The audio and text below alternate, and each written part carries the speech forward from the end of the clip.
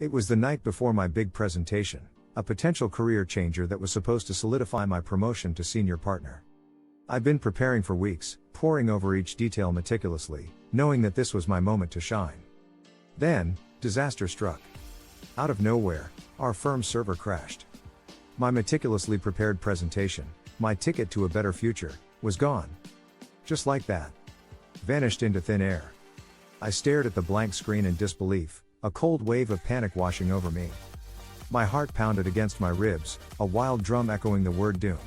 Seeing no other option, I took a deep breath and began the Sisyphean task of recreating my presentation from scratch. Coffee became my best friend as I waded through piles of paperwork, the hours slipping away like sand through my fingers. Night turned into morning, and morning crept towards day, and I was still at it. By the time I finished, I was running on empty. Exhaustion pulled at my eyelids and my brain felt like mush. But there was no time to rest, the presentation was in 2 hours. With a sigh, I traded my coffee cup for a power suit, praying that adrenaline would get me through the day. Entering the boardroom, I felt like a soldier going into battle unarmed. The eyes of the firm's executives bore into me, their icy gazes making me question if I even remembered my own name. My boss, a man known for his ruthless standards, stared at me expectantly. My heart pounded like a drum as I started my presentation, my voice shaky but gradually gaining strength.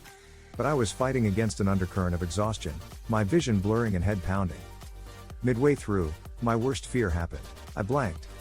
Staring at the room full of executives, my mind was a blank canvas. My heart thudded in my ears as the silence stretched on, growing thicker with each passing second. It felt like an eternity before a voice cut through the silence. It was Mr. Reynolds, a veteran executive notorious for being a tough cookie. I braced myself for his critique, but instead, he began discussing a figure I had mentioned earlier in the presentation. Grasping at this lifeline, I jumped in, steering the presentation into a discussion rather than a monologue. The tension in the room eased as the other executives joined in, turning the once dreaded presentation into a collaborative brainstorming session. I was no longer an accountant begging for promotion, I was a teammate contributing to the firm's success. Exhausted but elated, I finished my presentation. As the boardroom doors closed behind me, I allowed myself to slump against the wall, relief washing over me. I had not only survived the day but had navigated the crisis in an unexpectedly successful way. What could have been a career-ending disaster had turned into a unique opportunity for me to prove my worth. I learned that life wasn't just about numbers, it was also about resilience, adaptability, and the strength to seize the moment. Promotion or not, I was a victor that day.